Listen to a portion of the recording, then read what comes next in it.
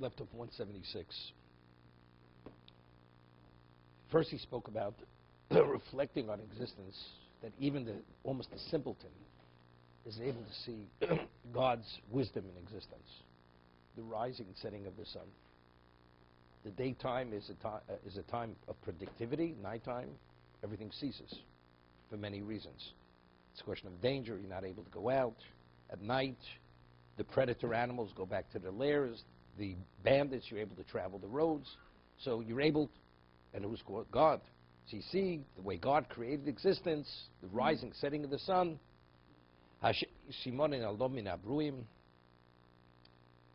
There are certain signs, indicators, which are concealed from the mankind. One doesn't understand or appreciate the yoshram, the appropriateness of it. Only the one who's intelligent and understanding. Kamovis hakol kol boser, death. About takonas ha'olam, kamo she'amr zechron levrach v'yara l'kim iskol shiv hinei tov mod, is what we left over. V'hinei tov mod ze amovis. Death is tov mod. You know, originally man lived 900 years, 800 years, 700 after the Mabul things changed, right? The lifespan became relatively much shorter, normal. Why? So the Achrei Kedoshim explains it with a moshel, that there was a king, and he found the best diamond cutters in existence, and he distributed diamonds to each diamond cutter. The amount of time that it would take to cut these diamonds and polish them would be at about 800 years. He gives it to them. He says, I'll be back. So what happens? People, you have that much time, you procrastinate. Keep pushing it off. You leave it, so what happens? King comes after 800 years and he says, so where are the diamonds? Well, we only attended to some of them. King says, you know, I got a problem. You know what we'll do? I see I can't give such a degree of obligation to one person. We have to divide it among many, many more. So he says, the neshama, the dimension of the neshama was, it took 900 years to perfect the neshama. So you needed that many years, life, to perfect the neshama. But a person has that much time to live, you don't see the end. So you're not afraid of dying, you don't think about dying. You always push it off, this time. And eventually it goes, it's a slippery slope. You never get back to that. So by breaking the neshama into 7 parts, or 8 parts, or less than, or more than that, person has 100 years, 80 years, so the end is closer. The end being closer, it creates a certain sense of conscience. You can't take the chance. The end is not too far off. As a result of that, the person would attend to his responsibility to a great degree. As a result of that, what is the purpose of creation? Choice. So Hashem wants to put us in the situation to give us the best chance of acting on that choice. So death is something very positive. It causes the person to what? To live responsibly. So therefore it's tov mode. Death is really tov mode. It's interesting. Many years ago, there was an article in New York Times. I haven't read the Times. At least 20 years, maybe more. What? So it was in the science section. So over there in Venice, California, all the craziness used to begin in Venice. I don't know about today where it begins, right? But in Venice. So they were taking high school children, students, to mortuaries to teach them and to show them the cadavers. You don't have to be afraid of death, because the whole concept of death is so traumatic. So people, therefore, death is not something you have to fear. This is what they were teaching the high school students. This in Venice, you understand? Death is what causes the person to act and behave responsibly. That the end is not that far off. Therefore, you have to take your decisions and act responsibly in life. No, you don't have to be concerned. It's just a phase.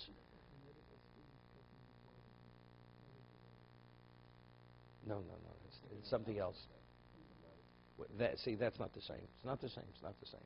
The Gemara says that in Avodah Zarah, that you're not permitted to watch a species during the act of procreation. You're not permitted. Why? Because it can evoke some kind of thought, which is not a healthy thought. You know, lewd thoughts. You see an animal cohabiting with its mate. You're not permitted to look at it. Someone asks, but let's say a person's a farmer, and he wants to inseminate the animal. And sometimes he has to take the bull, and he has to put the organ into the cow. So he's involved. So how is he permitted? Somewhere says b'mlacha kotori. B'mlacha kotori. There, he sees it as a chore. If you're standing, you understand, a medical student, when he cuts up the cadaver, he doesn't see the body as a human being. It's an object. You understand? But when you take the kids to the mortuary and say, you see, there's nothing to be afraid of. So they want, that's a human being.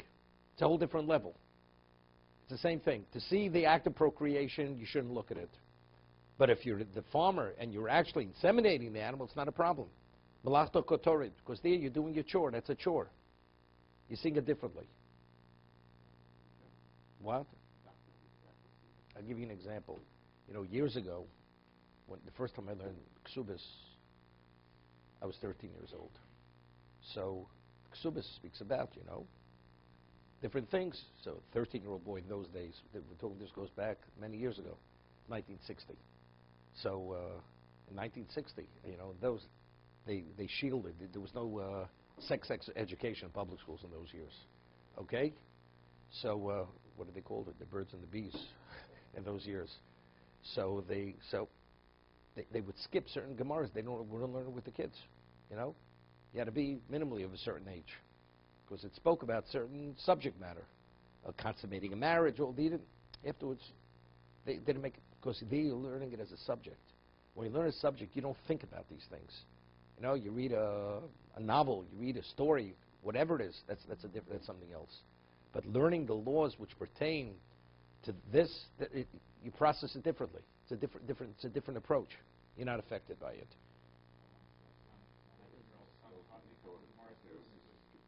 What? Okay. Yeah, okay, yeah. Sure.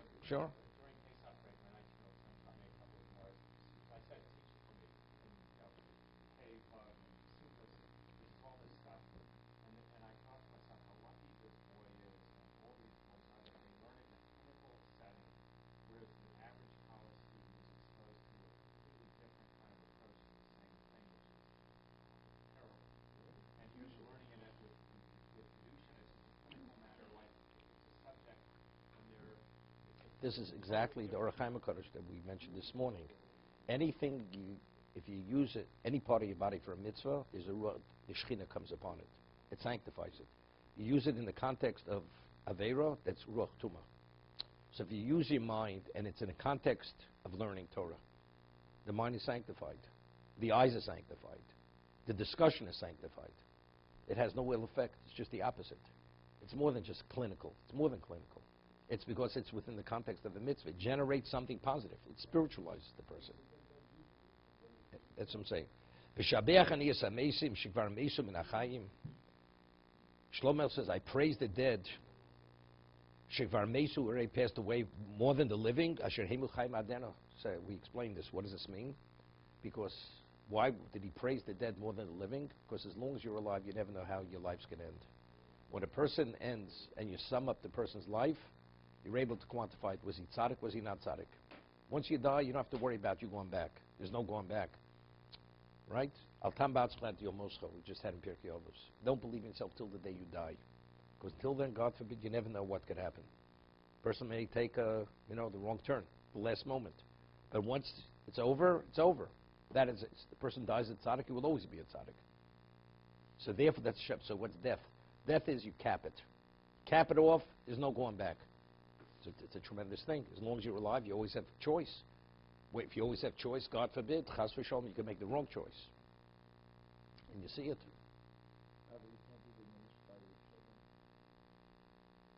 Or is the other way, the children do acts of chesed, tzedakah, whatever, how about the other way? Only if the person is responsible for the failings of his children. But it's still, basically, the person's still a tzaddik. He'll be punished. You could wipe out, this is the Rambam. The person at the last moment says, I regret all the mitzvahs I've ever done, the slate is wiped out. That case, you're a tzaddik. He may have to be punished because he's culpable for the actions of his children, or his descendants, or somebody he influenced negatively. So you're a tzaddik who's being punished. The other case, you're not tzaddik, you're classification, you're declassified. You're not classified, or you're going to be reclassified, right? There, he is a tzaddik, but he has to be punished. Because let's say he didn't raise his children properly. So he's a tzaddik. So now when the child sins, the parent has to be punished even after he dies. Even after he dies, because the parent is culpable for the failing of the child.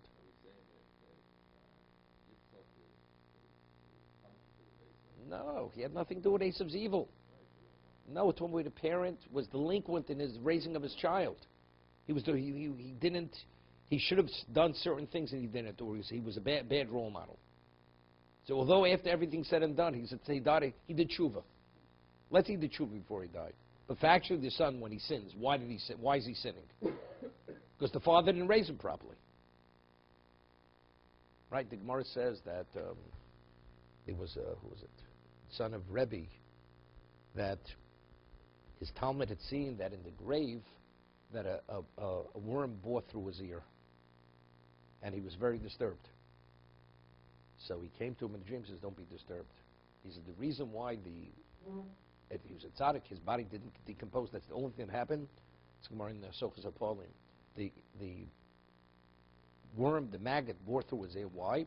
Because he says he once heard somebody speaking in a denigrating way about a Talmud Chacham, and you remained silent. So because you remained silent, that's the reason why his ear was susceptible, was vulnerable to the worm to eat through the ear, to bore the hole in his ear. Because that's where the deficiency lied. He was a tzaddik, he didn't decompose. But that degree of deficiency he had. And it manifested itself that the ear was vulnerable, was susceptible to the worm to eat through the ear.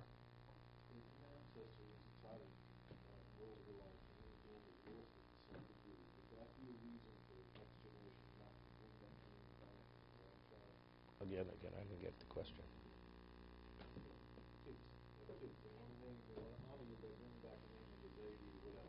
It's a good thing. It's a very good thing.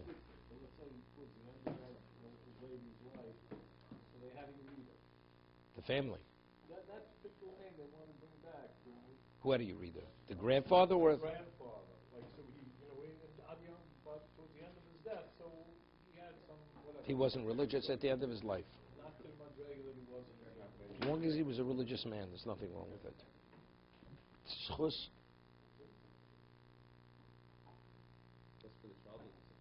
Both.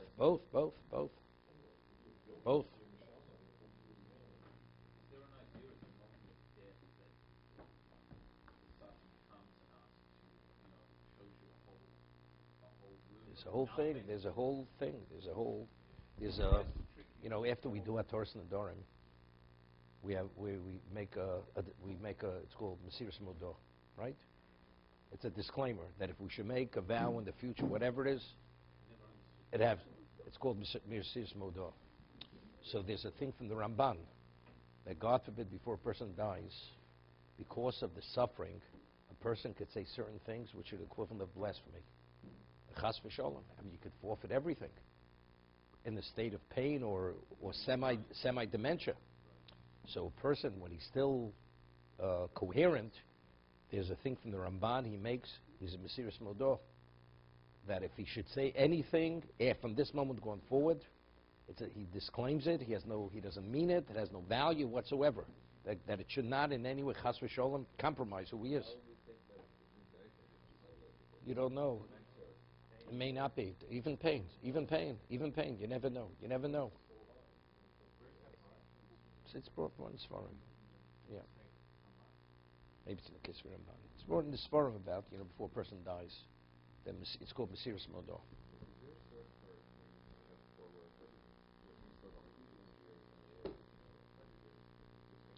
Or Achrei Kedoshim. He brings it from the Zohar.